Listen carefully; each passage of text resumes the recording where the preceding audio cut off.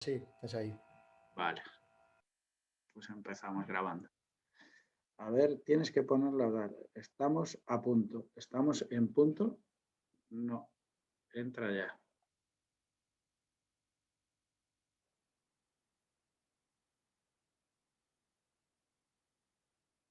Vale. Bueno, pues tenemos ahí ya a... Lo que pasa es que no consigo yo, claro, compartir. Estoy aquí viendo.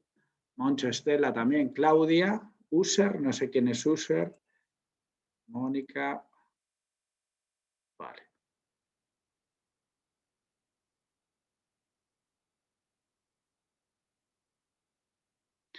Alberto, piensa en algunas preguntas, que los niños no han hecho preguntas.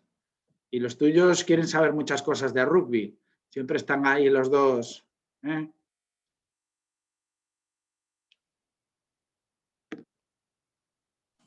A ver dónde estamos.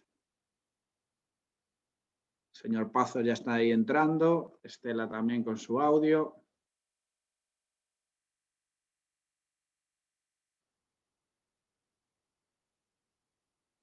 Qué manía con ponerle los...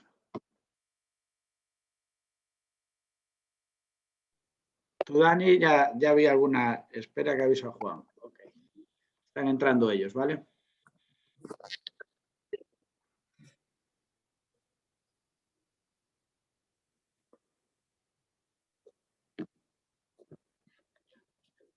Stow. Carlos ya también está.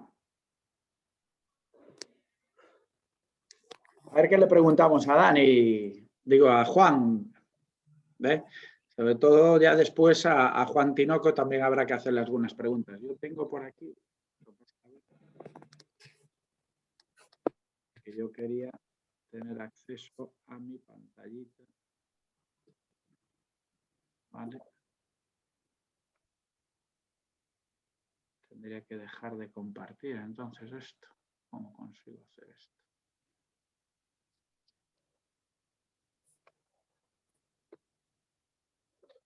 Ahora dejar compartir. ¿Cuántos estamos? Con José Ángel. Estamos ya 20. Aumentando. Jaime, ya te tenemos, vale. Y esto, ¿cómo consigo yo?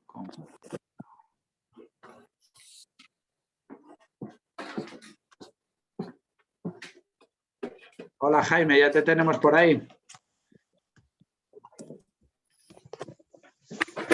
Hola. Buenos días. Buenos días, ¿qué tal? ¿Cómo estás? Muy bien, muy bien. ¿Y vosotros? Muy bien. Estamos aquí ya conectados unos 25, 30 y está, bueno, animándose ahí. Como ves, no verás todavía alguna cara conocida, pero bueno, estamos entre las escuelas, padres y gente ahí incorporándose ahora. Bueno, pues genial, oye, fantástico. Mucha gente, ¿no? Bueno, bien, bien. La verdad es que hemos intentado crear, como ya sabes, por las redes y tal, algún tema. Sí, movimiento. Movimiento y bueno, ahora que la gente más o menos se vaya apuntando. Tengo, a ver, voy a hacer esto porque así... Me está avisando Juan de que está entrando ya. Está llegando. Muy bien. Sí, ya estamos 25 o 30 personas, estamos ahí sobre todo intentando que no se nos cuelgue nada. Sí. Al final estas sesiones, aunque es un Zoom de la escuela y por lo tanto tenemos capacidad, no sé si es hasta 500 personas o así, pero bueno, la idea un poco es que... Bueno, si llegamos a 500, yo creo que ya, si llegamos a 500, yo cerraría el cupo. Sí, cerramos ya firmabas, ¿verdad? Sí. No, pero sí que Jaime he ido viendo que la verdad es que desde octubre casi que habéis presentado el libro, ¿no? Pues la verdad es que habéis ido haciendo bastantes sesiones y bastantes tal en muchos frentes, ¿no? He visto desde gaming a el bueno, varias entrevistas y varias cuestiones. Hemos hecho... Sí, Hola, hemos Juan, hecho... ¿qué tal? Muy buenas, ¿qué tal? Buenos días. ¿Ya tenemos a Juan? Sí, ya está ahí, ya está ahí. Muy bien. Pues... Me No, decías... decía que sí, que hemos intentado ser lo más activos posibles. Claro. Dentro de que, desgraciadamente, pues nos ha tocado lidiar pues como todo el mundo con esto del COVID, ¿no? Que no ha ayudado para nada, no ha ayudado para la promoción del libro y no ha ayudado sobre todo en algo que nosotros teníamos depositadas muchas ganas y mucho trabajo detrás en el tema de las presentaciones oficiales, que creemos que todavía vamos a poder recuperarlas, hacer alguna cosa, porque tenemos un formato de presentación bastante potente ideado, pero bueno, las circunstancias son las que son y nos tenemos que adaptar. Pero nos gustaría haber hecho muchas más cosas de las que se han hecho hasta el día de hoy. Entre ellas, Sí. pues, más encuentros con medios de comunicación, etcétera, etcétera. Sí, la verdad, un poco esto surge a raíz de que yo creo que en noviembre aproximadamente pues contactamos contigo, ¿no? Y sobre todo os invitamos, o la idea era invitaros durante el mes de noviembre o diciembre a realizar una presentación ya física en Vigo en diferentes áreas, ¿no? Queríamos pues desde Vigo, Coruña, Santiago, una pequeña incursión gallega, tierras gallegas para que, bueno. Pues, no, yo estoy convencido que eso lo vamos a hacer, Iñaki. Yo creo eso que lo sí, a ver. Ya has visto que Corte Inglés, Casa del Libro, etcétera, está muy, muy proactivo a hacer todas estas cuestiones. ¿Qué sucede? Que, bueno, están ahora con restricciones o estamos aquí en restricción. Os agradecemos también el tiempo porque, a ver, aquí en Galicia ahora mismo estamos realmente en casi semi-confinamiento, no hay hostelería, etcétera. Entonces, bueno, pues la verdad es que en Madrid, que tenéis otras condiciones ahora mismo y podéis todavía salir y hacer, pues os agradecemos vuestro tiempo, pero aquí la verdad es un día maravilloso y 12 de la mañana, casi de estar encerrados en casa, pues mira, hemos planteado este tema, estas charlas, ¿no? Bajo palos, esos palos que para nosotros son tan simbólicos y bueno, pues ha surgido esa sección, ¿no? A nosotros encantados, ¿verdad, Juan? Sí, la verdad es que en cuanto podamos. Pues oye, ya casi son las 12:02, vamos a ir. Me idea un poco de la sesión como es el primer día y primera sesión, vamos a presentaros a cada uno y ya después, primero ir tratando unos temas, obviamente, con Jaime, por más el tema de la selección y contigo, Juan, quiero sobre todo pues un poco enfocarnos más a la sesión más empresarial, ¿no? Esa otra visión que tenemos del deporte y de la empresa, ¿no? Y ya después en conjunto que nos presentéis el libro, esa idea, etcétera, los valores. Y hemos metido aquí un montón de preguntas que nos han llegado a las redes y por email, etcétera. Bueno, pues gente que está interesada en aprovechar esta oportunidad para intercambiar con vosotros algunas impresiones, comentarios, etcétera, ¿no? Pues Pues fantástico. empezamos ya, que nos gusta ser puntuales, son las 12. Ahora mismo no consigo ver cuántos inscritos hay, pero bueno, empezamos con sesión y ya se van apuntando gente y comentando, ¿vale? Bueno, estoy viendo aquí, estamos bastantes, no sé el número exacto, ya me lo chivarán por ahí después, pero... 50 veo yo. 50 personas. Vale. Pues oye, Jaime Nava, Madrid, nacido el 1 de mayo, 37 años, 1,91 m, no sé si decirte 105 o 110 kilos, pero por ahí rondas, ¿no? Por ahí rondamos. Yo siempre tiendo a quitar más que a poner. Ya. Nosotros en rugby, que siempre nos gusta el peso y los kilos, pues... Sí. Número 8 yo de creo la que en directo 105, 110. Ahora estoy ahí en esa lucha constante de mantenerme en forma e incluso perder peso. Y luego en la tele y en la pantalla, pues como 150 o 160, que es lo que parezco. En la pantalla se te ve hermoso, no pasa nada. Es terrible. Soy un torreno importante. Vale. Número 8 de la selección española, debutas en 2001 con la Moraleja, con tu club. Has hecho una carrera pues, profesional en España, ¿no? entre Alcobendas y Salvador. También sí. Tu carrera internacional con Inglaterra, con Francia, en varios equipos. Llegas, por así decirlo, a la selección española, tanto de Seven como la absoluta. 79 caps con la selección española, que se dice pronto, pero es el segundo jugador con más caps. Yo creo que solamente tu amigo César Sempere te supera, pero estamos ahí, capitán, ¿no? De la selección española, no sé si 2016 o 2015. 2015. 15, esa invitación que te hace Santi Santos, ¿no? Sí. Y actualmente has dejado la selección y el rugby profesional y estás como embajador, ¿no?, de la FED, comentarista deportivo, que el otro día tuvimos oportunidad de verte ahí en Teledeporte ya comentando el partido, etcétera, España-Portugal. ¿Te reinventas o hay un proceso ahí interesante que queremos hablar contigo de cómo te reinventas con tu salida, ¿no? y empiezas a aparecer en medios, pues desde MasterChef, actuar en series como La Unidad, ahora la última novedad que comentaremos también al final y, oye, colaborador en diferentes programas de televisión. Entonces, oye, pues vamos a centrarnos un poquito en Jaime, hablar un rato con Jaime y ya después pasamos a presentar a Juan y ya después el libro, los dos en conjunto, si os parece. Vale. Oye, pues me sí, o surgía un poco... intercalamos, Juan, Sí, Jaime. a ver, Juan en todo momento, obviamente, que está el micrófono abierto, pues que participemos y ya he visto muchas sesiones como las hacéis, además súper dinámicas, o sea que encantado. Oye, ¿cómo llegas al rugby? Porque yo he escuchado un poquito ese tema de la hermana, pero Sí. cuéntanos más en detalle. Pues sí, llegó el rugby un poco por varias vías. Una, la principal, mi hermana Begoña, que ha sido jugadora muchos años, se retiró hace relativamente poquito, ya ha estado jugando hasta muy, muy veterana. Ella jugaba en el Cisneros, fue también internacional con España, poquito, 2, 3 partidos internacionales. Ella tuvo un problema y es que mi hermana era gigante también y ella jugaba de 8, pero los seleccionadores la querían de primera línea y ella de primera línea pues que no se veía cómoda. Entonces yo creo que no tuvo tantas oportunidades como por ejemplo pude tener yo. Y yo llego al rugby pues porque mi hermana empezó a jugar en la universidad, yo era todavía adolescente y pues llegaba mi hermana a casa con balones muy raros.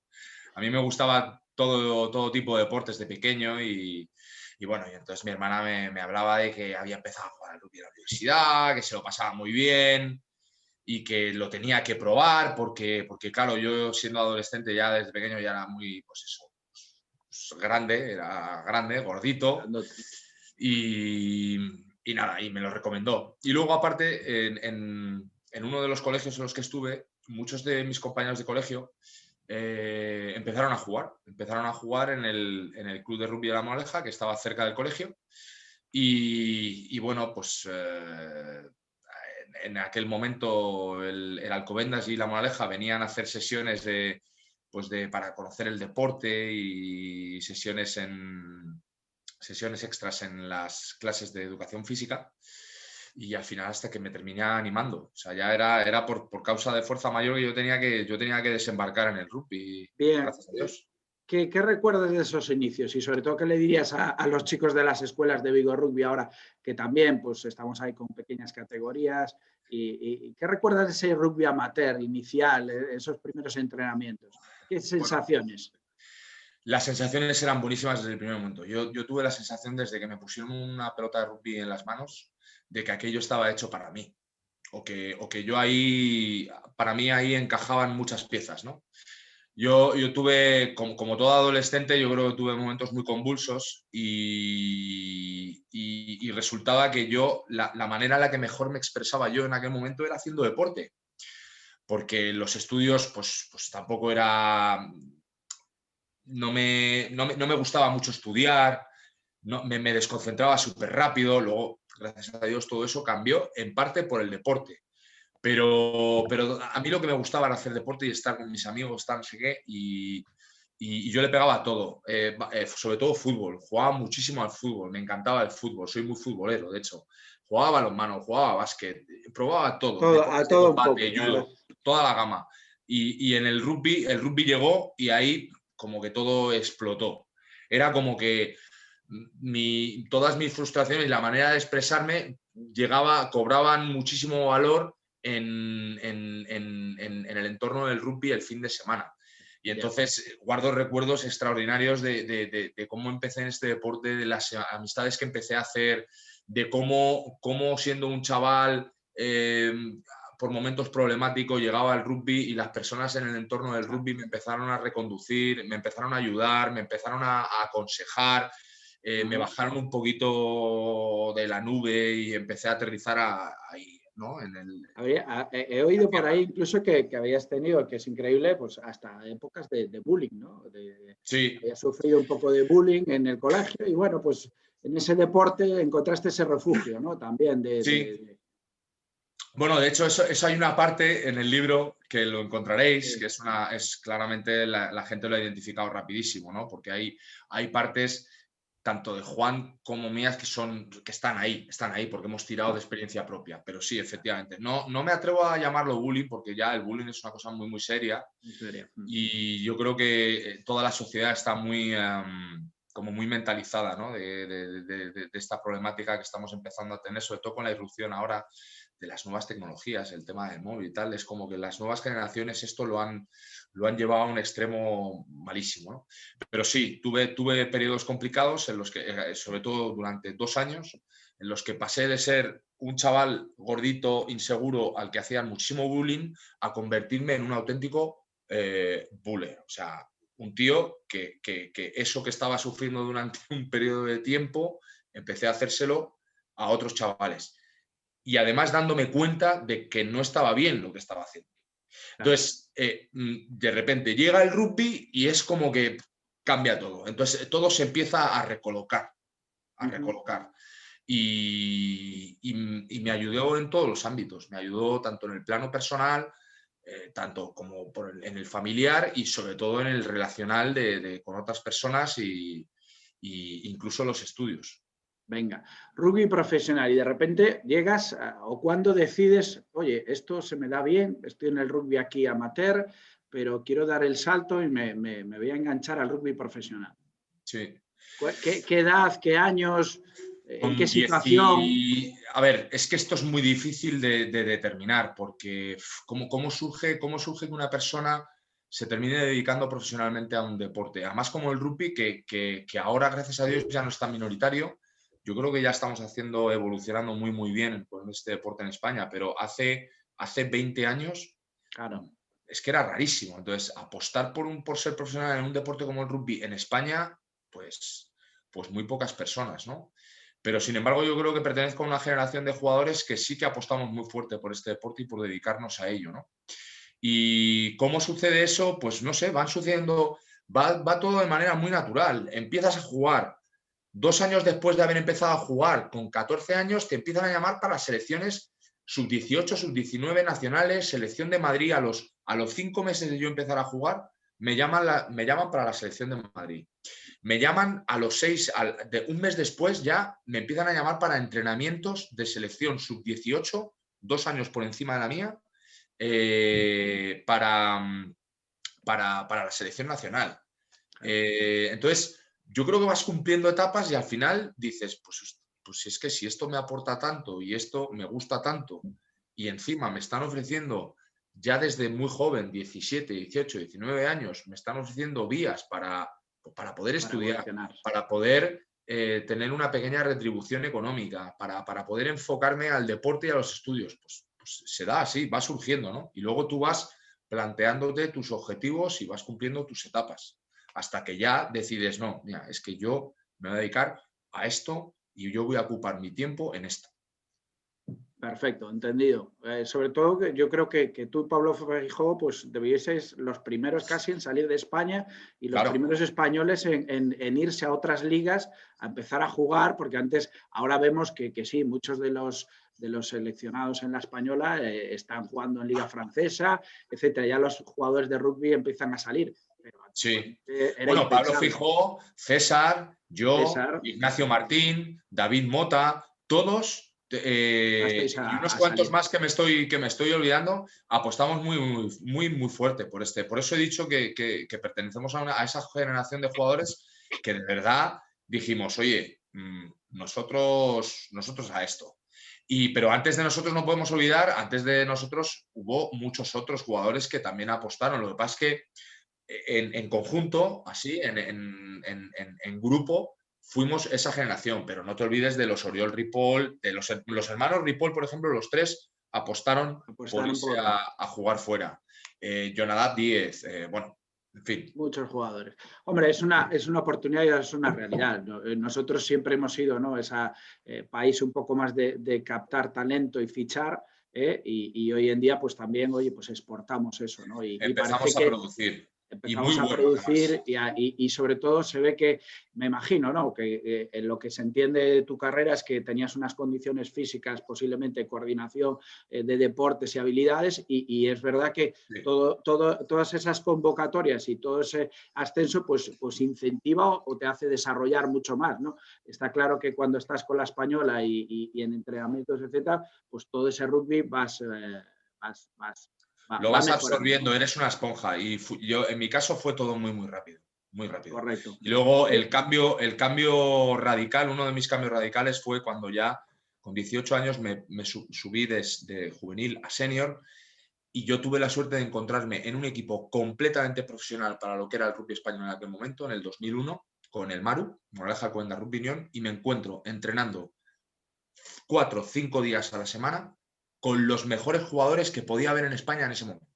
Claro. Entonces, imagínate, ya vienes de una dinámica de dos mundiales junior, concentraciones con selección nacional y selección territorial, buenos entrenadores o los mejores entrenadores que había en aquel momento. Y de repente te encuentras con 20 tíos a tu lado que te dan 20.000 vueltas y son todos internacional con Samoa, internacional con Ucrania, internacionales con España, 15.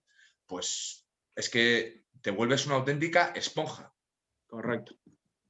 Cómo te ayudan a progresar, etcétera. Oye, ¿qué recuerdos tienes de tu primera convocatoria, esa llamada de la primera selección, de la absoluta? Me imagino Pues que, a ver, todos que hemos sido jugadores y nos encanta el mundo del rugby, tiene que ser apasionante e ilusionante, ¿no? Solamente que recibir esa llamada. Sí, es la bomba. Es la bomba. Me llama Pablo Tomás García, recién llegado yo de mi segundo Mundial Junior de jugar en Italia, en Treviso, y me llama el seleccionador nacional. Yo además había hecho la transición año y medio antes de jugar de número 8 con las selecciones junior a pasarme Santiago Santos, como entrenador mío en el Maru, decide, oye, mira, tengo 2 opciones contigo. Aquí, de tercera línea, no tienes sitio. Te digo por qué. Carlos Souto, Steve Tunot, François Dulac. O sea, todos tenía una gama de seis terceras líneas con los que yo en ese momento no podía competir. Entonces, pero sin embargo, Jaime, yo te veo muy bien que puedes aportar muchísimo y puedes hacer también carrera de centro por tus condiciones, etcétera. Entonces, me pasa al centro. Y yo vengo de jugar el Mundial Junior Sub-19 con la selección nacional y Pablo Tomás me llama para sustituir a Lupas, a Pablo Gutiérrez, que jugaba de zaguero, que también era compañero de equipo mío. Pero Pablo se cae de la convocatoria por trabajo, cosa que hoy en día le sigo agradeciendo muchísimo, porque si no, no me habrían dado la oportunidad. Entonces yo entro en la convocatoria para jugar contra Holanda en Murcia en abril-marzo del 2001, si no me equivoco, y entro a sustituirle y ese fue mi debut, esa fue mi primera oportunidad con la selección española. Y creo que la aproveché, porque entré a jugar los últimos 20-30 minutos de centro y ganamos a Holanda bien y la verdad es que fue increíble, la sensación es increíble. La llamada a la selección nacional, el debutar con esa gente, encontrarte en el campo jugando con tíos que para ti son referentes, que son tus ídolos, que son gente que les has visto 2 años antes jugando el Mundial del 99. Entonces, es una mezcla de sensaciones de, joder, estoy que no me lo creo, joder, vamos a por ello, esta es mi oportunidad, tengo que estar a la altura. Y luego el gran miedo de Jaime, tienes la oportunidad, no la cagues. Ya. Pues una gran responsabilidad. ¿Cuál es tu mejor, me preguntaba Lucía, cuál era tu mejor experiencia, digamos, con la camiseta de la selección española? ¿Qué recuerdo así de partidos, de momentos, etcétera, ¿no? Muchos, tengo muchos. El debut, por supuesto. Debut. El debut. La camiseta que todos guardaremos con, ¿no?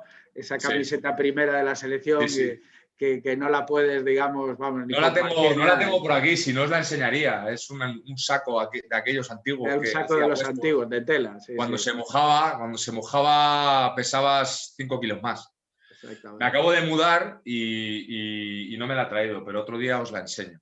Entonces, el debut, partidos momentos que haya disfrutado muchísimo con la selección. Por ejemplo, un partido muy, muy bueno mío que a día de hoy yo creo que es el partido. Aquel día era como que estaba tocado por una varita, que jugamos en Tokio contra la selección de Japón en el 2005, estuvimos a punto de ganarles y a mí me salía todo aquel día. Me hice un partidazo increíble. Entonces guardo un muy, muy buen recuerdo de aquel partido. Aparte mío individual, de sentido de colectivo, porque esa selección era una selección muy joven que se planta en Tokio y casi le ganamos a los Cherry Blossom. O sea, en Tokio, además. Perdimos de 15 puntos y perdimos además en los últimos 5 minutos. Una selección con una media de edad de 24 o 25 años. Que en el rugby 24 y 25 años de experiencia es poquísimo. Es poquísimo. Un recuerdo imborrable. Partido de Alemania con el Rey en el palco. Otro partido imborrable, el partido de Rumanía de hace 2 años, que ni siquiera pude jugar, pero que era el capitán de la selección española. Me caí por lesión, una putada, lo cual para mí psicológicamente podría haber sido un desastre, pero sin embargo son cosas que vienen así, no puedes hacer nada y tienes que tomar decisiones de o me hundo en la miseria o intento estar a la altura desde fuera ayudando. Y es que guardo un recuerdo de aquel partido, de estar fuera, de querer estar dentro, pero por obligación estar fuera, pero estar disfrutando de cada minuto del partido con mis compañeros desde fuera. Y aquello fue acojonante, la verdad. Oye, vamos un poquito con Juan, que lo tenemos ahí. Yo creo que ya que estamos empezando a calentar y a hablar, pues también yo creo que dar entrada un poquito a Juan para que ya se sienta. Oye, voy a buscar un poco contigo, Juan, ese perfil profesional, ¿no? Licenciado en Derecho y Políticas, máster del IE, un profesional de los recursos humanos, carrera en diversas multinacionales, Procter & Gamble, Red Bull, LG Electronics, 3 idiomas, profesor, escritor ya de 2 libros, o sea, este de Teams que presentamos hoy, habéis tenido una experiencia previa. Oye, pues cuéntanos de Juan, tu carrera profesional. Yo lo primero que se me ocurre, también desde el mundo empresarial, ¿por qué recursos humanos? Fíjate que ahí en recursos humanos de casualidad también, yo creo que es algo que curioso. Muchas veces son casualidades. En España no tenemos estudios especializados en recursos humanos. No hay una carrera, efectivamente, de recursos humanos. Gran parte del problema y de la causa por la que recursos humanos está muy mal visto y lamentablemente tenemos muchos profesionales que podrían ser mejores, sinceramente. De hecho, yo no quería entrar en recursos humanos. Me parecían los de recursos humanos que eran unos tíos grises, oscuros, no me molaba nada. Lo que pasa es que me convenció cuando estaba en Procter, tenía un jefe, estaba en el área industrial, y el director de la planta me convenció, me dice, mira, tú puedes ayudar a la gente. Hay cosas, obviamente, en nuestra función que no son agradables. En todos los trabajos hay cosas que te gustan, cosas que te gustan menos, pero tú puedes realmente ayudar a la gente. Entonces, te animo a que lo hagas. Obviamente, la parte de haber estudiado Derecho me servía para esa parte un poco más técnica de relaciones laborales. Así que me animé y la verdad es que efectivamente, pues me siento bien ayudando a las organizaciones, ayudando a las empresas y poder ayudar a la gente a hacer un mejor trabajo. Fíjate, Juan, que me han chivado así un poco que eres obsesivo de la planificación. Y yo decía, hombre, no hemos estado, mira, no hemos hablado personalmente, porque con Jaime pues ya un poco hemos ido hablando. Y yo decía, la verdad es que Juan se va a enfrentar mañana y un poco analizado tu perfil, le decía, le gusta planificar, le gusta organizar, le gusta tenerlo todo controlado y se pone a manejar lo más difícil, que es el talento humano, las personas, que es lo más imprevisible, ¿no? Cuéntanos, ¿por qué? Fíjate, ese rol que tienes de planificar, cuando todos sabemos que con las personas es dificilísimo planificar. Es buen punto. Creo que ya sé alguno que está por aquí conectado, creo que te lo ha dicho. Yo tengo un rollo a la planificación de los partidos. Cuando yo jugado algún partido en segunda en Madrid y yo no entiendo, y aquí lo digo públicamente, se lo he comentado también a Jaime y a todo el mundo, yo no entiendo como en otras federaciones planifican todos los partidos y sabes día y hora hasta de categorías inferiores de todo el año. Y en rugby, no sé por qué, hasta 2 semanas antes, entonces uno cuando tiene familia, tiene niños y tiene que saber si puede irse al parque o a la sierra o a no sé dónde un sábado o un domingo, resulta que no puedes porque tienes partido. Yo, la parte de planificación de las federaciones nunca lo he entendido. Digamos que en escuelas de management al final tienes algunas que son más hacia intentar hacer trabajos planificados, organizados, ¿vale? Yo vengo de esa escuela. Claro. De esa manera, efectivamente, pues me gusta entender bien, hacer una planificación corto, largo, etcétera.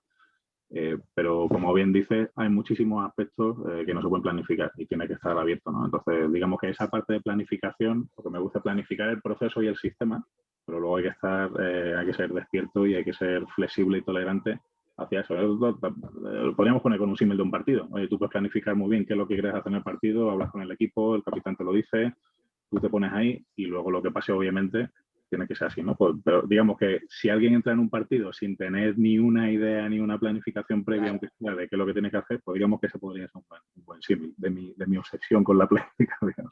Oye, ¿qué habilidades hoy en día con este entorno tan cambiante estáis buscando en las empresas? Ahora te han nombrado, ¿no? Hace 2 meses, director de Aero, de recursos humanos de Aero Group, ¿no? Una de las empresas más importantes ahí en la alimentación.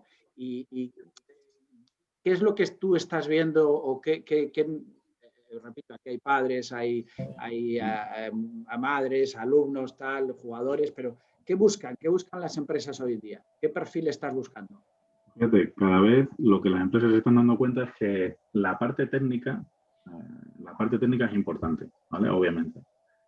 Pero ha dejado de tener esa importancia tan clara que la que teníamos anteriormente, ¿no? Cuando yo estudié, si tú estudias esto, lo podrás ejercer, más o menos aprenderás algo, digamos, durante la carrera, pero te puedes especializar. Hoy, sinceramente, lo que buscan las empresas es lo que llaman los ingleses adaptability, learnability, es decir, capacidad de aprendizaje, flexibilidad. Esto parece que se lleva diciendo muchos años, pero ahora en el contexto actual es más relevante que nunca. ¿Por qué? Pues porque es que estamos cambiando de objetivos, planes, etcétera, cada 3 meses. Lo que antes se hacía a 3 años, hay compañías que ahora lo hacen a 3 meses. Claro. Y dentro de 3 meses, a ver qué pasa. Y a ver qué es lo que pasa. Hay que adaptar, hay que cambiar formas de trabajar, hay que cambiar modelos de negocio. De repente, de un día para otro, nos tenemos que ver funcionando con ordenadores, con programas nuevos. Entonces, lo que piden las compañías al final son personas que obviamente tengan muy claro un punto de profesionalización de algo que les gusta, pero que tengan muchísima capacidad para ir adaptándose. Yo muchas veces lo planteo cuando doy clases en alguna escuela de negocio, les digo, levantad la mano los que queráis ser comerciales. Ni uno. Lo que queráis ser de recursos humanos, lo que queráis ser de marketing, todo el mundo de marketing. Bueno, pues de marketing hay 4 gatos, ¿vale? Y comerciales y el profesional de venta hay muchísimos, de recursos humanos, de finanzas, de administración. Es decir, al final tenemos que ir siendo conscientes de que el mundo no vaya por distintos sitios. Lo que tenemos que hacer como profesionales, como los estudiantes, todo el mundo, es abrir nuestra mente hacia aprender cosas nuevas. Y es que, no digo, o sea, ¿cuántos de nosotros podríamos decir que lo que estamos haciendo hoy lo podríamos haber previsto hace 3 años? Imposible. Adaptación y capacidad de aprendizaje yo creo que esencial hoy en día. ¿Las empresas tienen valores, Juan? Las empresas tienen valores. Hay algunas que se esfuerzan en ponerlo en un papel y que parezca que tienen valores.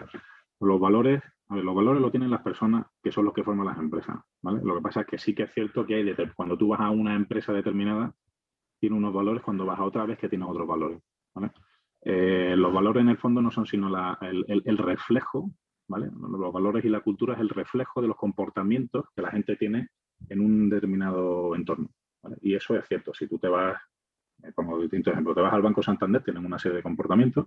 Si te vas a una farmacéutica Johnson & Johnson, tienen otro comportamiento, y si te vas a Carnicerías Paco de aquí a la esquina, también tienen otros comportamientos. Todas las organizaciones tienen ese tipo de cosas. Entonces sí que las empresas tienen valores y tienen esa cultura organizativa, cada una diferente. Oye, ya hablando de rugby, ¿tú llegas al rugby cómo? Porque algo habías jugado, ¿no? Pero cuéntanos. Sí. A ver, yo he sido de baloncesto siempre me fui muy malo al fútbol, entonces yo estuve federado cuando era jovencito al ping-pong, al tenis de mesa, que no se me daba mal, y al baloncesto, que ahí era bastante bueno.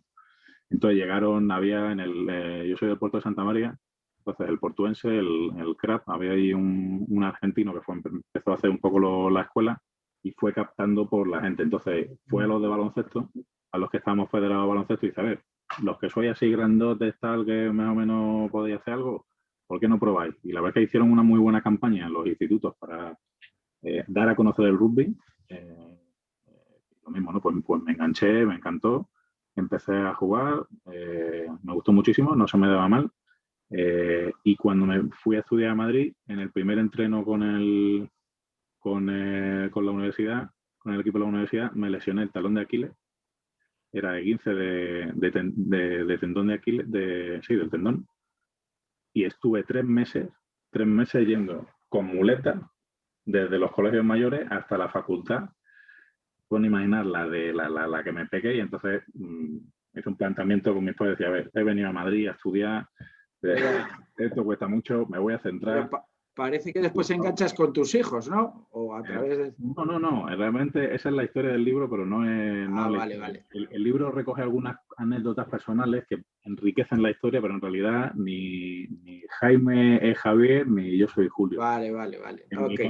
En mi caso me reenganché hace 7 años, pues gracias a un vecino que forma la compañía Pernod Ricard, que montaron un equipo, y entonces nos asociamos al liceo francés, un poco por distintas relaciones y tal. De hecho, aquí hay algún compañero por aquí que también está hoy viendo esto. Entonces somos digamos que el equipo, digamos, social del liceo francés, una mezcla entre el C y veteranos, ¿no? Entonces, en función de cómo vayan los partidos, pues hacemos o bien con reglas de veteranos, o bien nos juntamos a los que podamos jugar un poco liga. Así que hace 7 años me reenganché. Y encantado, porque realmente es que es lo mío. Yo no he llegado a la selección, yo no he llegado a nada de eso, pero lo disfruto como cada uno de vosotros en el campo, cuando te embarras o viendo 6 naciones como ahora, ¿no? Un rato Es un equipazo, ¿eh? Un auténtico equipazo. Lo doy fe. Tienen ahí. Muy bien.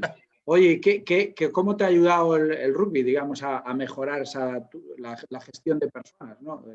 Tu actividad? ¿Cómo aplicas, digamos, pues todos esos valores o todo eso que le estamos tratando de enseñar a los chavales en la escuela y a amar a nuestro deporte y a comprometerse y sus valores, y cómo después pues en la empresa? Porque es verdad que eso es el cambio de rol que a veces nos pasa, ¿no? Pues yo ahí... como hace Richie Macao, ¿no? Llevo el agua y después voy a la empresa y soy el directivo, pero allí es lo que me toca. Yo sinceramente es que le veo muchísima relación. Para los profesionales de recursos humanos, las personas que tengan dirección de equipo, desde luego lo veo fundamental. Porque si tú no entiendes esa parte honesta y el concepto del líder humilde de forma sincera, el concepto del líder es poder ayudar a los demás. Si no lo entiendes de esa manera, al final vas a ser el jefe por jerarquía, pero no realmente el líder que va a ayudar, que va a inspirar, obviamente, a tus equipos. Y luego solemos contar una anécdota, esto ha sido real. Tengo un grupo de amigos de directores de recursos humanos, entonces uno me dice, nos conectamos por ahí de vez en cuando para ayudarnos a hacer benchmarking un poco. Dice, oye, que tengo aquí a un candidato que resulta que ha jugado al rugby. ¿Me podéis decir algo de él? Y entonces le dije, mira, no vi quién era. Y dije, mira, no te voy a decir ni quién es. Es que era capitán del Seven, de España Seven. Le dije, ¿lo puedes contratar? Digo, no lo conozco. Si quieres, pregunto por él, pero es que no lo conozco. Lo puedes contratar sin problema. Va a ser un crack. ¿Vale? Pues hoy, 1 año y medio después, hace poco, con este director de recursos humanos, me dice, ¿qué razón tenías? Dice, bueno, y es que además lo curioso es que él nunca ha dicho que ha sido jugador. Se enteró el director general cuando se retiró y salió a los periódicos y dice, oye, pero este chaval no trabaja con nosotros. No, tal cual, ¿no? Y entonces resulta que el tío es el más trabajador, humilde, trabaja en equipo, es decir, todos los valores, el que realmente vive el rugby, hay gente de todo tipo, obviamente, en todos sitios, pero el que realmente vive el rugby, el que realmente entiende la esencia de nuestro deporte, lo transmite en su vida en todos sitios. con su familia, con sus amigos y en el deporte. Por eso yo muchas veces digo, lo que necesitamos son más jugadores de rugby en las empresas. Claro que sí. Oye, vamos ya un poquito entonces con el tema del libro. ¿Cómo surge contarnos esa idea, ¿no? El libro lo tenemos por aquí, estamos, digamos, ¿no? Unidos por el deporte, Juan Tinoco, director de recursos humanos, profesor de escuelas, una historia al final de valores, ¿no? El liderazgo, ese proceso de transformación. La verdad es que el libro a mí, ya desde el inicio, a mí me ha gustado mucho, es muy dinámico, muy sencillo de leer y, como decíamos, y el otro día he comentado con Jaime dándole un poquito de feedback, es curioso porque hasta para quizás los amantes del rugby, pues hay muchas cosas que repasamos y muy básicas, pero la gente, ahí está por ahí Esteban, que me decía, oye, estoy aprendiendo un montón de cosas gracias a este libro, ¿no? Porque la gente, los neófitos, ¿no? Esos padres o gente que se está empezando acerca del rugby, pues encuentra vuestro libro que se siente identificado, que hay mucha explicación de lo que es nuestro mundo de rugby, ¿no? Y contarnos ahí, ¿cómo surge ese proyecto? Venga, Juan, dale. Venga, dale caña. Pues me rondaba hacía tiempo a hacer algo realmente chulo sobre el liderazgo, pues para ver el miedo al mundo, ¿no? La parte de lo que me gusta, el deporte y el rugby, y lo que vivo como jugador amateur, y el mundo de la empresa. Y siempre le he visto esa relación. Entonces vi uno de los vídeos virales de Jaime, el que le grabaron, creo que era Alemania, ¿no? ¿Puede ser? Rumanía. Rumanía. Precisamente era el partido de Rumanía. El de Rumanía, donde no sabía que le estaban grabando. Y entonces, de repente vi esa figura y digo, joder, aquí está, como me hizo la cabeza clic de esto es. Ese concepto del líder que tiene la referencia del rugby y del que podemos emplear en otro sitio. Entonces, pues a través del equipo, resulta que uno de sus socios juega conmigo, vi que porque era accesible, pues digo, ¿cómo voy a hablar yo con el capitán de la selección? Dios mío, así total, que vi que era posible y les pedí que si me dejaban hablar con él. Desayunamos un 7 de enero, justo el día después de Reyes, nos contamos un poquito de la vida, le conté cuál era la idea y parece pues que le convencí para hacerlo, ¿no? El objetivo al final, ¿cuál era? Digo, mira, yo tengo una estructura, una idea de qué es lo que quiero contar, pero es que creo que podemos hacerlo mucho mejor juntos, ¿no? Con ese concepto precisamente de equipo. Uniendo esas dos cosas se podía enriquecer muchísimo la historia. Sí, la verdad es que obviamente ya que empiezo a conocer un poquito a Jaime, yo creo que le llamas para, no sé, ir ahí a las islas de CIES a recoger chapapote y el tío se viene aquí. Hombre, pero vamos, sobre todo si son las CIES. Sí, las OMS quizá no, pero las CIES... Las CIES sin lugar a dudas. Pero la verdad es que sí, que vuestro proyecto, y sobre todo esa idea, no sé dónde, o similitud de que cogéis la lección que un poco Julio trabaja en el entrenamiento, ¿no? Y cómo al día siguiente o al cabo de unos días la aplica en la empresa o tiene un problema y se acuerda de su sesión de rugby y entonces, pues ese ejemplo, ¿no? La ejemplificación, ¿no? Ahí Jaime, digamos, ese entrenador que está ahí, pues va dando consignas de un poco cómo ese mundo de la empresa y del rugby pueden estar muy conectados, sobre todo por los valores. Yo sobre todo remarcaría lo que ha dicho Juan, ¿no? Primero cuando nos conocimos aquel 7 de enero, que la cosa fluyó desde el primer segundo. O sea, llegó el 7 de enero, pero fue el gran regalo de Reyes de aquel año. Nos juntábamos dos personas con muchísimas inquietudes, que nos gusta el liderazgo, nos gusta el deporte, somos dos locos del rugby, nos gusta esa aplicación que tiene el rugby a otros ámbitos de la vida, nos gusta todo el tema de la motivación. Entonces, en esa idea que parte de la cabeza de Juan, luego es increíble cómo hemos evolucionado en esta historia, porque lo que tenéis en Team, lo que vosotros podéis estar leyendo, detrás hay un trabajo de más de 1 año y medio. Porque luego además irrumpe la figura, no nos podemos olvidar que éramos dos, pero luego en cuanto entra la editorial y entra nuestro editor, nos cambia absolutamente toda no toda la estructura, pero sí que es verdad que nos empiezan a hacer aportaciones muy, muy importantes de cómo podría mejorar esta historia y este libro.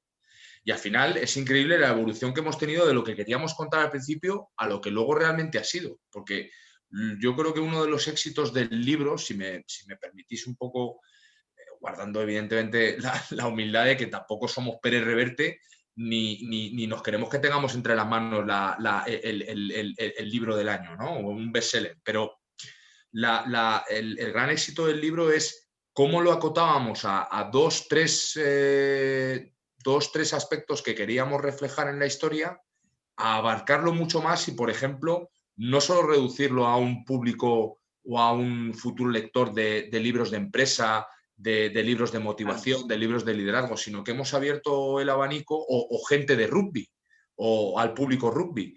Yo creo que hemos conseguido diseñar una historia para todos los públicos en la que al final la conclusión es muy sencilla. Es cómo dos personas a través de un deporte tan noble como el rugby, pero que podría ser cualquier deporte, a través de sus vivencias, de sus experiencias, de sus valores, de todo eso que estamos constantemente, que estamos diciendo de que qué maravilla el deporte, qué maravilla el rugby, lo que nos aporta, la escuela de vida y tal, cómo al final todo eso desemboca en una serie de personajes y estos personajes se convierten, van evolucionando a ser mejores seres humanos. Perfecto. Sí, sí. Es lo que habéis conseguido, ¿verdad? Enhorabuena, trasladar en ese libro y oye, pues ya hablaremos ahí de valores del rugby, un poco por centrar. Os doy un valor y ponerme algún ejemplo, los dos, ¿vale? Me he ido a la World Rugby, ok, pero integridad.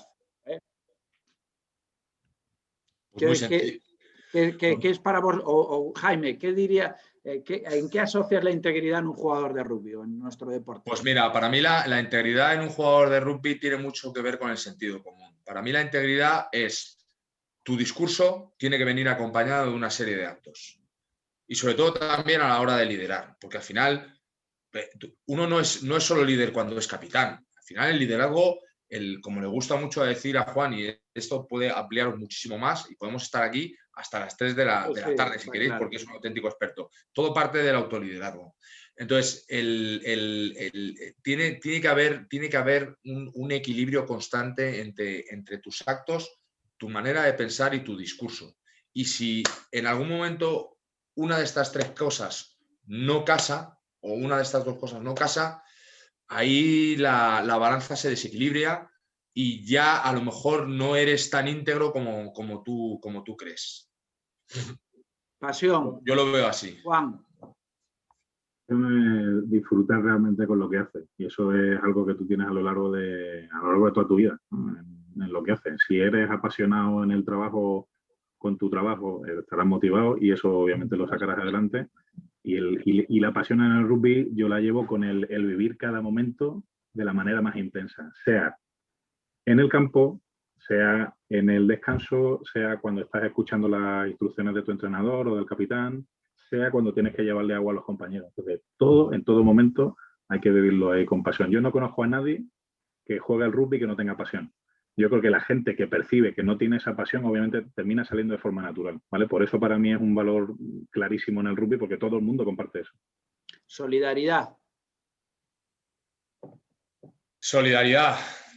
Pues tanto para lo bueno como para lo malo, sobre todo para lo malo, tanto en el rugby como en la vida, como en el ámbito laboral. El ser solidarios no siempre es tan sencillo. Es sencillo de decir, ¿no? Yo soy la persona más solidaria de este mundo porque hago esto, hago lo otro. Pero es realmente cuando vienen los momentos duros, los momentos complicados, los momentos en los que hay que ser resiliente. La solidaridad también requiere muchísimo compromiso. Compromiso también es muy importante para ser solidarios. ¿Cómo entraste en ese vestuario en Bélgica a levantar el ánimo de tus compañeros?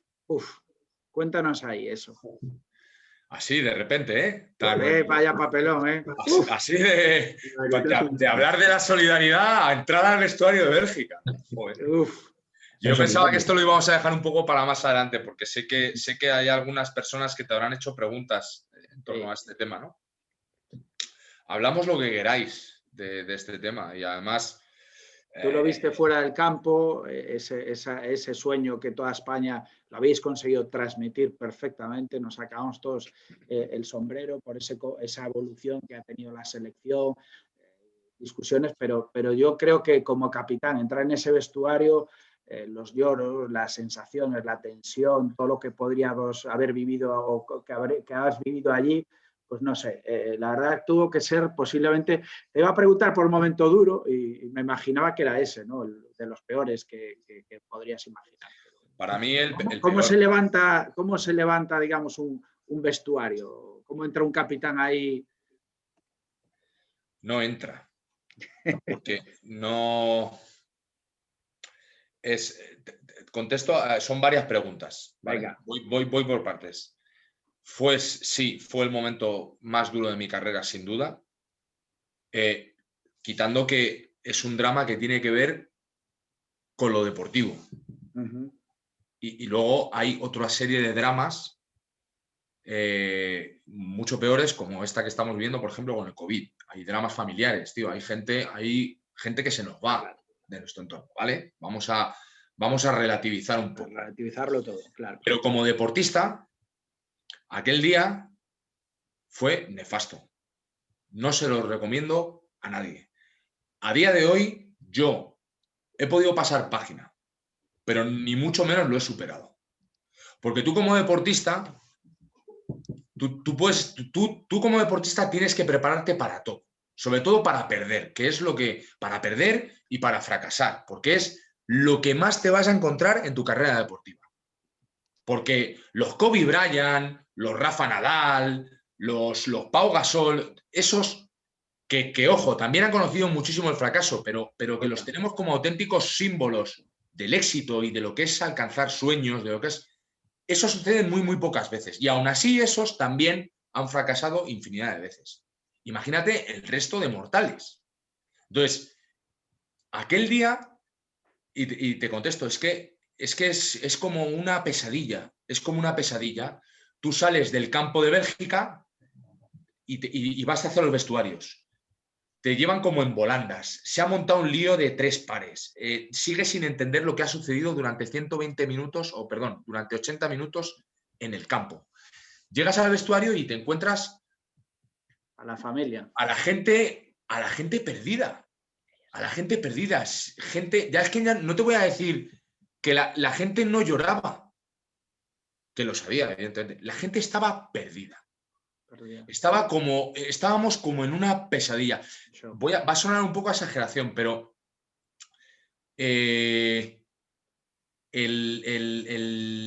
uno de los dramas que hemos tenido aquí en Madrid fue el 11M, ¿vale? Yo el día del 11M lo recuerdo perfectamente porque Madrid era un caos. Entonces, yo recuerdo que yo me dirigía hacia la universidad, hacia el INEF de Madrid, y entonces había sales del metro y hay como mucha revolución en Plaza Castilla, gente corriendo. En Plaza Castilla, que estaba a 2 kilómetros de Atocha. Entonces, y luego había gente como llamando por teléfono tal, y gente como con la mirada perdida. Y ahí es donde voy. Ojo, no se puede comparar, ¿eh? Yeah. Gente con miradas perdidas, de completamente fuera, en otro mundo, en otra realidad. Y eso es lo que yo me encontré cuando entré en el vestuario. Cuando volvimos a los pasillos del Heysel de Bruselas, que estaba al lado del pequeño Heysel donde juega la selección belga de rugby, estábamos perdidos. ¿Cómo levantas eso? No se puede. En ese momento no se puede. No se puede. Dificilísimo. No se puede. Oye, gracias por compartirnos sobre todo esas experiencias, porque bueno, todo lo que vino después ya lo sabemos, etcétera. Y oye, por darle ya el enfoque, te veo muy, muy motivado con esta nueva selección, ¿no? El otro día ganamos a Portugal, aparecen ahí nuevos jugadores, parece que has dejado un testigo, pero yo creo que la idea es que el proyecto sigue, ¿no? Y bueno, como ex capitán te tiene que enorgullecer, yo creo que haber dejado, pues no pudimos ir al Mundial, que era el objetivo, pero ahí está y yo creo que Francia pues empieza a estar cerca, ¿no? Si seguimos así. Tenemos que estar en Francia, lo necesitamos y aparte nos lo merecemos y el rugby nos debe una. O sea, yo creo que vamos a estar. Y me gusta mucho que hables de ese testigo, ¿no? Porque sí, yo así lo siento. Hemos dejado un testigo y yo creo que esta selección tiene la capacidad de ilusionar, de seguir ilusionando y de ilusionar mucho más que cuando empezamos el camino en el 2015 para el nuevo proceso de clasificación de Japón 2019. Y creo que hay mucho futuro. Y creo que se están haciendo las cosas relativamente bien, dentro de que en el universo rugby español el margen de mejora todavía es bestial, es exponencial. Pero yo le tengo, sí, a mí yo me enorgullezco mucho, y eso que es que me cuesta muchísimo ver los partidos desde fuera, porque uno todavía se cree y quiere estar ahí, quiere estar con esos compañeros que ha dejado hace 2 años. Claro. Pero sí, es de mucho orgullo y de querer seguir trabajando por el rugby español y de querer seguir dando oportunidades a la gente para que venga con la selección española y lleven la camiseta de la selección española a cada partido un peldañito más arriba. Venga. Oye, vamos a entrar un poquito con algunas preguntas. Vamos a ser cortos de preguntas que nos han ido llegando. Oye, Rocío, Juan Tinoco, ¿cómo era tu rutina y entorno de trabajo? ¿Cómo el proceso creativo mientras estabais escribiendo Teams? ¿Cómo lo hacíais?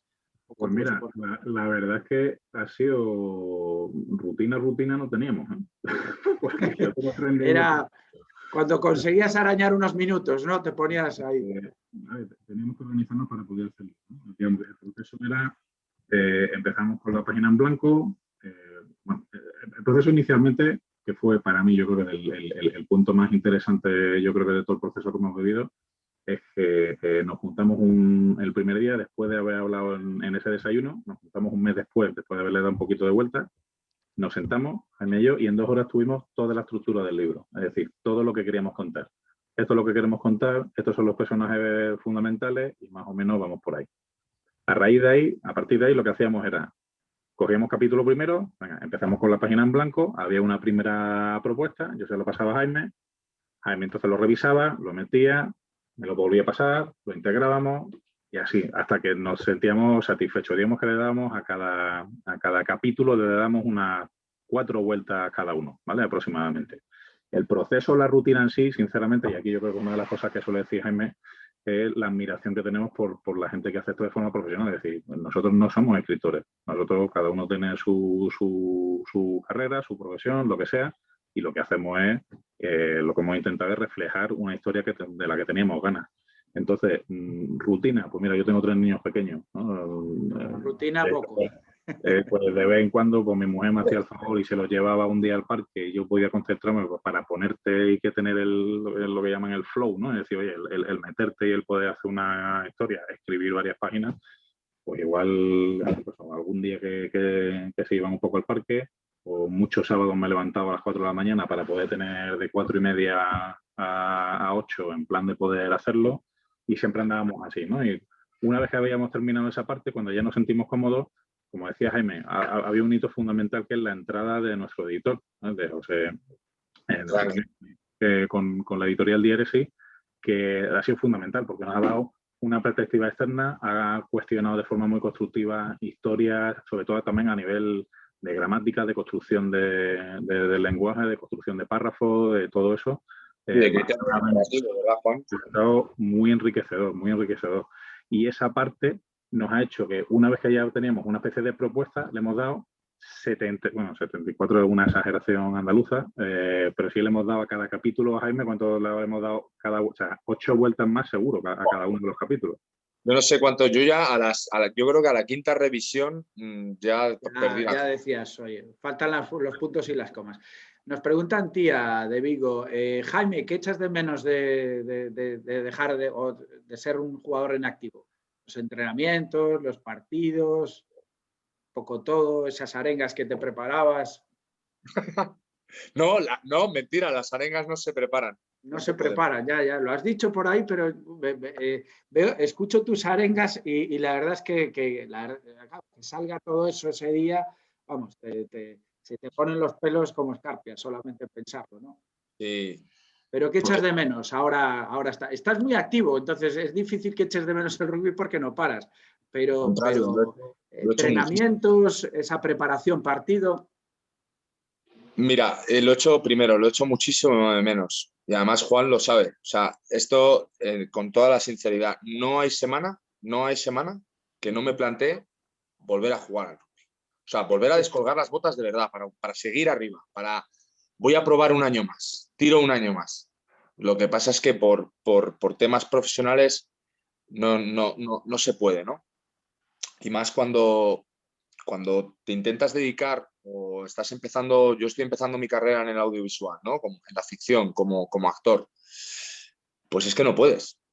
Es que yo no puedo aparecer el próximo rodaje, que puede ser mañana, puede ser dentro de un mes, el próximo rodaje de La Casa de Papel, yo no puedo aparecer con una ceja a lo mejor rota o con un golpecito aquí en el pop, ¿por qué no? Porque hay por temas de récord, ¿no? Pero lo he hecho mucho de menos. Y hay una cosa de la retirada deportiva que ahora, por ejemplo, yo voy a participar en otra historia, en otro libro, que tiene muy buena pinta con otros deportistas, en las que hablamos de la retirada deportiva, ¿no? Que es un tema muy heavy. La retirada para un deportista profesional es heavy.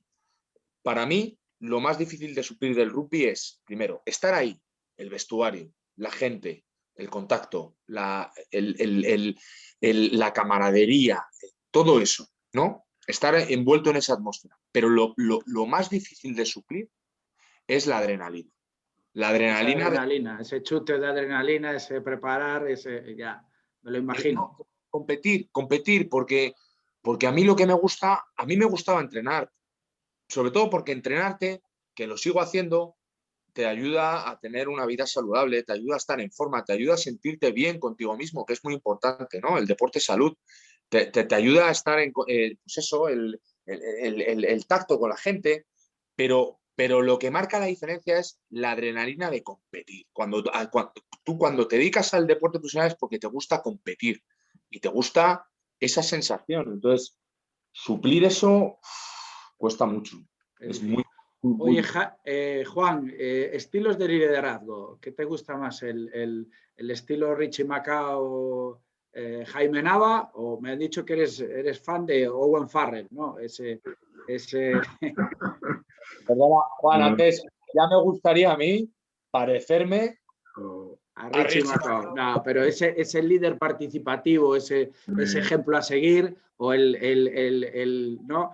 el capitán cañero exigente, que es el primero que va a la bronca, etcétera. Tienes ahí a un admirador por ahí de Owen Farrell, que es que nos llevamos a la greca últimamente. No me gusta Owen Farrell porque los 2 últimos años como capitán creo que no ha ejercido sinceramente de ese capitán inspirador que tiene que haber. Ayer mismo en el partido de ayer, o sea, a la mínima bronca el tío está, en lugar de controlar a su gente, se mete primero, de verdad. O sea, yo sinceramente no veo ese estilo de liderazgo común. Para mí es, Jaime es el ejemplo de líder, el que realmente entiende, ayuda, controla, el que ayuda a su gente a tener esa visión y que tú lo ves como un referente y dices, oye, aquí va a separar, va a controlarlo. Totalmente lo contrario. Así que nada, Jaime. Venga, le metemos un poquito de ritmo. Eva Andrés de Vigo también. ¿Cuál es la cualidad más importante que debería trabajar un jugador de categorías inferiores? Es decir, esos chavales ahí, Duarte y otros que te están viendo, Gabriel y tal. Oye, pues, a ver, yo creo que es difícil, ¿no? Porque llegar ahí arriba, pero ¿qué te ayudó a ti o qué cualidad le dirías? Trabaja esto, no sé, perseverancia, constancia, sacrificio. Pero... Claro. ¿De qué estamos hablando? ¿A nivel técnico o a nivel emocional? Porque el emocional es... Un poco las dos, ¿no? También están muchos entrenadores de las categorías inferiores, con lo cual, oye, todo lo que nos puedas inculcar a los chavales siempre esto, por lo menos para mí, fíjate, me centré en esto y llegué ahí arriba también porque estaba muy enchufado con todas estas cosas. Bueno, a nivel técnico esto es muy sencillo. O sea, las herramientas básicas hay que machacarlas. Las herramientas básicas del rugby ya sabemos cuáles son. El placaje, la técnica individual, el contacto, el pase. Todas esas 4 o 5 herramientas que tiene que tener un buen jugador de rugby, hay que trabajarlo muchísimo y hay muchas, todavía, estamos mejorando en España, pero todavía a nivel de técnicos en España nos centramos demasiado en lo táctico, en lo estratégico y en el movimiento general del juego y no nos centramos en lo que verdaderamente importante, incluso en categorías inferiores, que tienen que ser los skills individuales. Todo pasa por los skills individuales, porque luego ya el jugador, a medida que avanza en su evolución, ya va adquiriendo la táctica, la estratégica, ya sabrá desenvolverse dentro de un equipo, ya sabrá identificar cuál es su rol y ya sabrá de movimiento general y de cómo se reparten las infanterías en el campo, etcétera, etcétera. Pero hay que machacar la técnica individual, que es lo que hace buenos jugadores. Lo que hacen los All Blacks y lo que hace el rugby neozelandés. Es que si tú me dices, coge un plan de trabajo o un plan de evolución del jugador, me cogería directamente el de la Federación Neozelandesa de Rugby.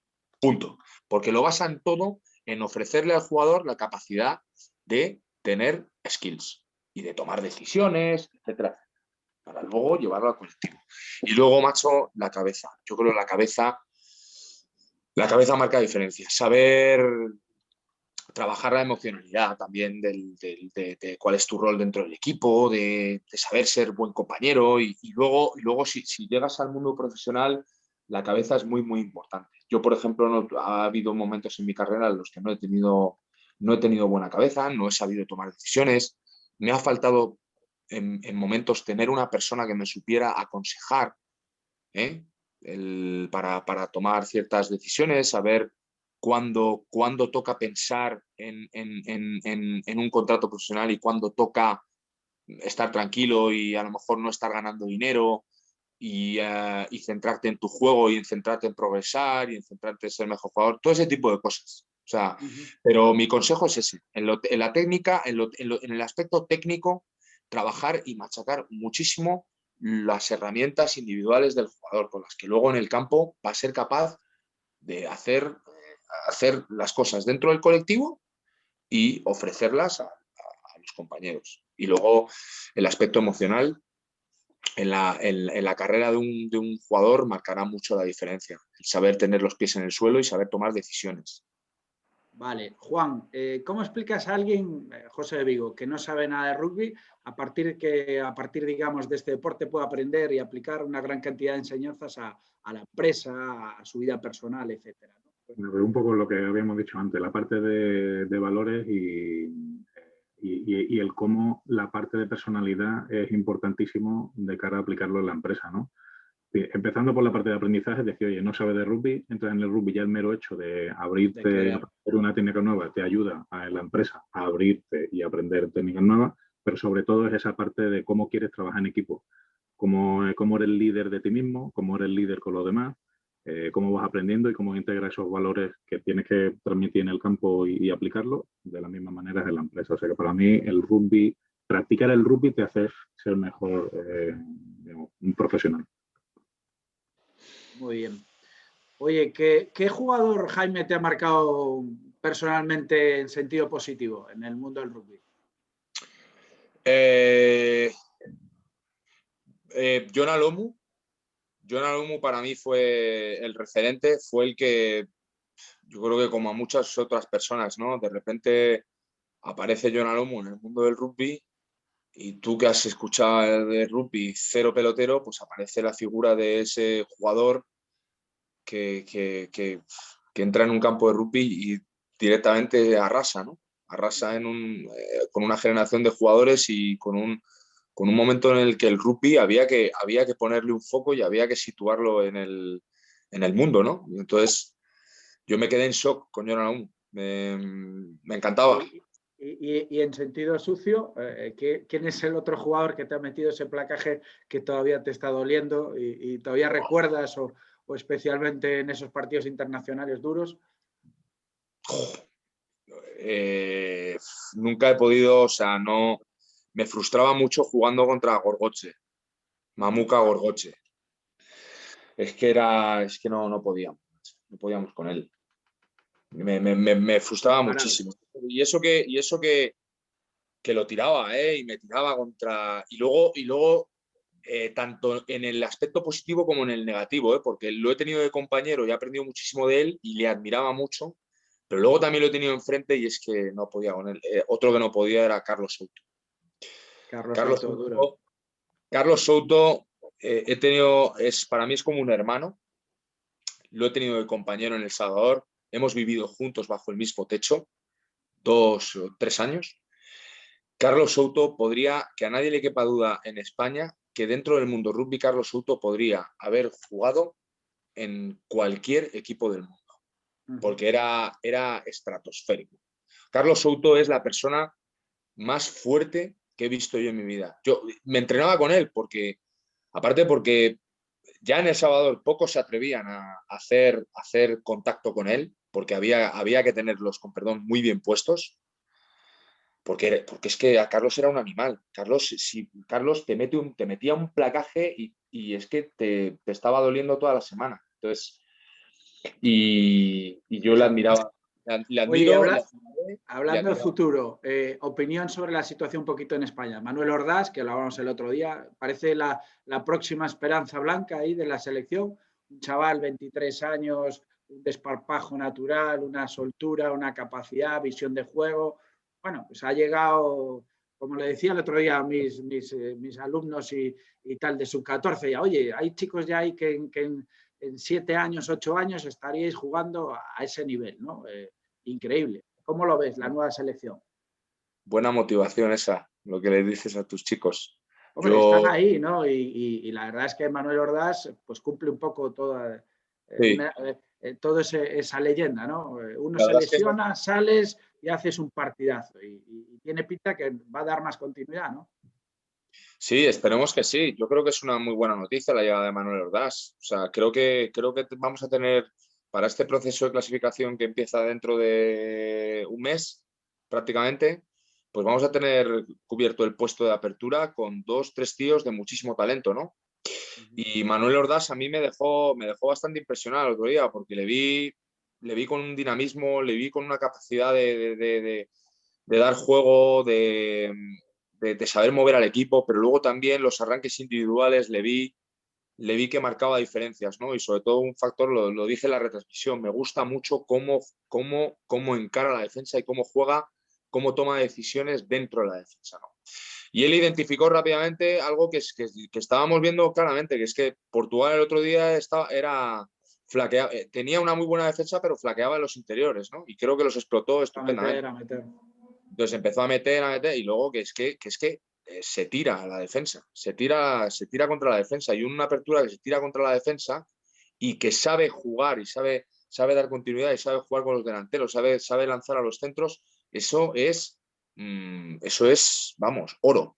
Entonces, un inicio pues muy esperanzador, como toda la selección. Si es que Santi va a tener por delante un proceso de clasificación en el que vamos a ver a una España con un auténtico equipazo, porque todavía no hemos podido ver algunos que tienen que estar. Correcto. Porque hay mucho talento en ese grupo, en ese equipo. Hablando de evoluciones y jugadores, Chema de Vigo Rugby, amigo tuyo también de la selección. Oye, jugabas de centro, esa evolución, ¿no? Y sobre todo de cara a los chavales. Si está por ahí, a ver si lo podemos activar.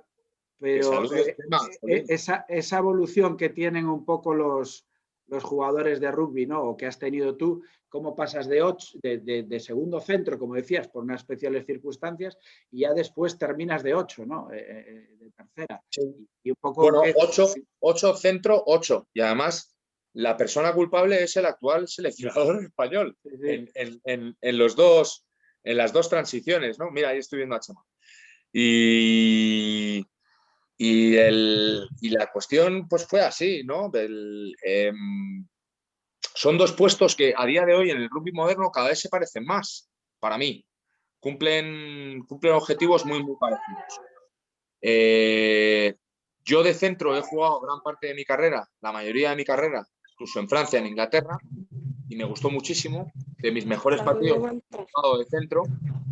Pero yo a la base de formación he sido tercera línea 8 y cuando tuve la oportunidad de volver al 8, porque Santi así me lo propuso para encarar el último reto que nos quedaba con la selección española o que a mí me quedaba con la selección española, lo acepté al minuto porque yo lo veía, ¿no? Yo veía que podía suceder de esa manera y ya para contestar a vuestra pregunta, a mí me hubiera gustado tener más años de carrera de 8 que de centro.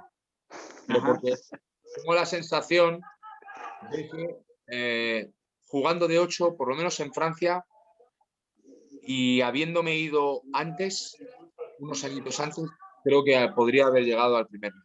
Creo. Bueno. Oye, chicos, que es la 1:10 ya. Estas charlas era un poquito 50 minutos, nos hemos alargado. Terminamos un poco con os dejo aquí a todos los asistentes y enviaremos a través de nuestras redes el libro de Tim, el libro que han escrito Juan Tinoco y Jaime Nava, Lecciones y Valores del Rugby para la Vida. Lo podéis encontrar en Editorial Diéresis y por encima, pues, oye, unas condiciones especiales para nosotros. Si ponéis este código promocional que José Ángel ayer nos envió, Caleido Rugby, pues tendréis un descuento. El precio normal en web es 20 euros. Hay un ruido por ahí, silenciamos. El precio normal es 20 euros y nos saldría por 18 euros con gastos de envío incluidos. Entonces, si queréis, yo lo he hecho esta mañana. Es muy sencillo. En el momento de comprar el libro y ponerlo en el carrito, pues aplicáis el cupón, ¿vale? Y poco más. Oye, agradeceros a Jaime y a Juan vuestra participación. Es la primera que organizamos ahí de charlas bajo palos, esa zona de marca que nos gusta estar a todos los jugadores de rugby con un balón en las manos y tirándonos por el suelo. Sí, Iñaki, perdona. Nada, simplemente para ampliar eso, los habíamos agotado, pero bueno, como me preguntaste el otro día, hay unos packs que sacamos especiales para antes de Navidad, pero se agotaron. Pero creo que a lo mejor se puede hacer. Hay unos packs de camiseta más libro que también, si quieres, os ampliamos información, te la pasaremos, simplemente para que lo tengáis en cuenta por si los quisierais, ¿vale? Para que también os haremos alguna oferta, os las pasaremos. Estupendo. Oye, pues nada, muchísimas gracias por vuestra atención, como pongo. Saldremos de esto juntos porque al final en equipo y en un team siempre es mejor, y lucharemos por nuestros sueños. Y nada, simplemente Juan y Jaime, muchísimas gracias por vuestro tiempo, vuestras charlas, vuestros consejos. Os agradecemos. Quedamos emplazados porque en Twitter he visto que alguna persona decía que a ver cuando nos veían, o sea que Jaime, como tú no tienes Twitter, no lo has visto, pero ya he hablado yo por ti, porque nos habían dicho que a ver si jugábamos y he dicho que en cuanto se pueda, nos vamos allí y hacemos algo con el balón en las manos, que es como dice, tenemos muchas ganas. Como realmente disfrutamos. O sea que encantados de poder compartir un día con vosotros allí físicamente en cuanto no sea posible. Estupendo. Yo por mi parte, Iñaki, lo mismo. Estamos aquí somos gente de rugby, con eso lo decimos todo. Estamos aquí para lo que necesitéis. Tenemos muchas ganas de ir a veros. Espero que podamos retomar aquel proyecto que queríamos iniciar, de hacer una pequeña gira por Galicia, con charlas, con encuentros, con firma de libros, lo que vosotros nos propongáis. Y sobre todo vernos la cara, que hay muchas ganas, ¿no? Yo sinceramente estoy un poquito harto ya de esto del COVID, todos. Zooms, y haremos todas las veces que haga falta, pero hay que verse, hay que intentar verse, con las medidas de seguridad, pero hay que verse. Y que me ha encantado estar con vosotros. Un placer. Muchísimas gracias a todos. Gracias a vosotros. Venga, suerte. Gracias. Hasta luego.